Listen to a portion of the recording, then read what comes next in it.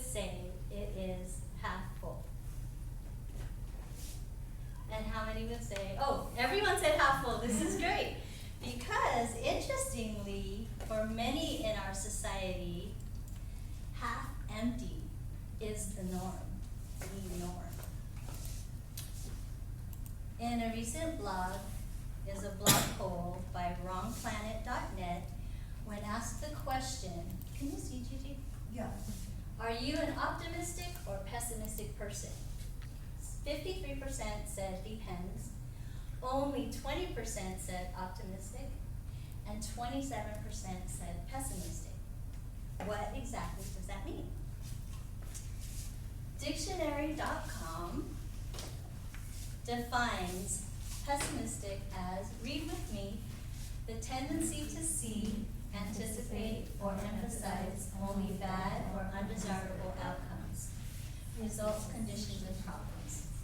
So I'm going to put pessimistic person over here.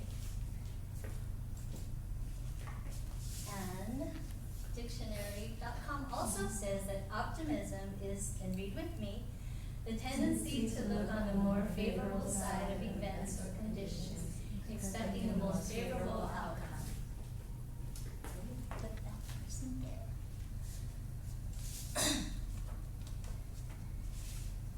When I was 3, I lived with my grandmother. My dad was in the military, so he was away at Vietnam. While I lived there, I was being molested by an uncle. It wasn't until I was 8 that my dad was able to come back and get me. And he took us, he got new orders to be stationed overseas, and so he took us away. Once away from my grandmother's house, it got to the point where I would look at people, and all the people had their own head, their own body, but his face, the bad guy uncle. Even to the point of dogs. Could look at a dog, and the dog would have his head, his own body, but the uncle's face. There was something deep down inside me, something innately prompting me to tell me that I was a victim of circumstance. In my thoughts, I began to think, you are going to face the people. You're going to face all of the people until his face begins to go away and you can see them for who they really are.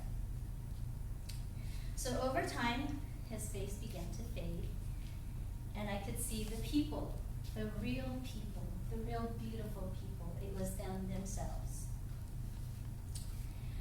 According to the Bureau of Justice Statistics, 30% of incarcerated molesters were molested themselves.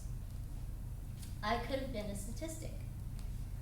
I could have been of the 30%, or I could have been of the 70%. I chose to be of the 70%. If I, at the tender age of 8, could choose optimism, I believe that everyone can. Optimism is a conscious choice. Oftentimes, things we think or say are done subconsciously, especially in our day-to-day lives. Today, we'll take a closer look at negativity, at positivity, and at the subconscious perspective.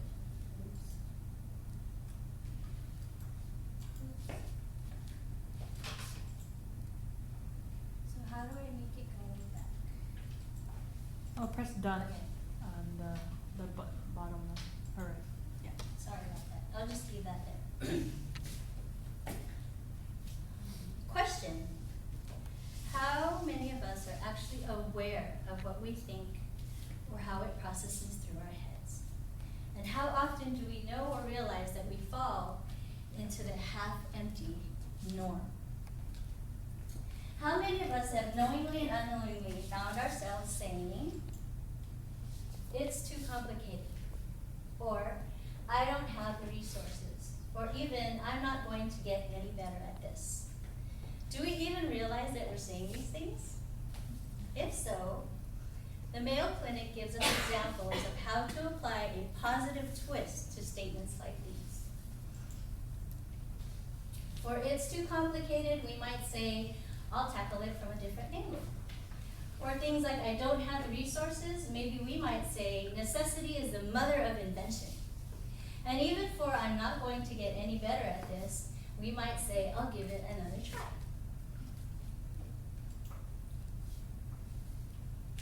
Pessimism and negativity, is it a choice or is it circumstance?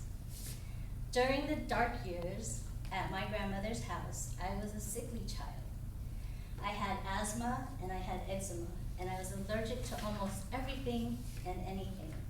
I spent much of the time sad and alone. In a study in the Journal for Personality and Social Psychology, results suggested that pessimism and negativity have broad physiological and psychological consequences. In addition, Natural News states, according to experts, negativity actually impedes impulses from being transmitted between the central nervous system to the brain. Because the brain cannot interpret impulses correctly, this affects the functioning of the brain and the body. Memory is affected, sleep disturbances are experienced, emotional upsets become order of the day, and immune function can also be affected, resulting in susceptibility to colds and flu. How long will we choose to stay in circumstance? Proverbs 23:7 says, "For as he thinketh in his heart, so is he." Fiona Parashar of Positive Psychology states that optimism is correlated with many positive life outcomes, including increased life expectancy, general health, better mental health, and better coping strategies when faced with adversities. Optimism has proven for me to be beneficial to my soul, to my outlook on life. It has cultivated in me the desire to go beyond myself and what happened to me, prompting me to reach out to others, knowing they too can feel as good about life as I do. In conclusion, optimism is definitely a conscious choice. Now that we have seen the beauty of optimism, I'd like to leave you with a couple thoughts. A quote by James Cavell: "The optimist proclaims that we live in the best of all possible worlds, while the pessimist fears this is true." We are extremely blessed in so many ways to live in Hawaii, especially on Kauai, where the essence of optimism is perpetuated in our aloha. Keeping aloha the norm for our island home is a choice. After all it takes is to see it half full. And lastly, a proverb quote: "If you see a friend without a smile, give him one of yours."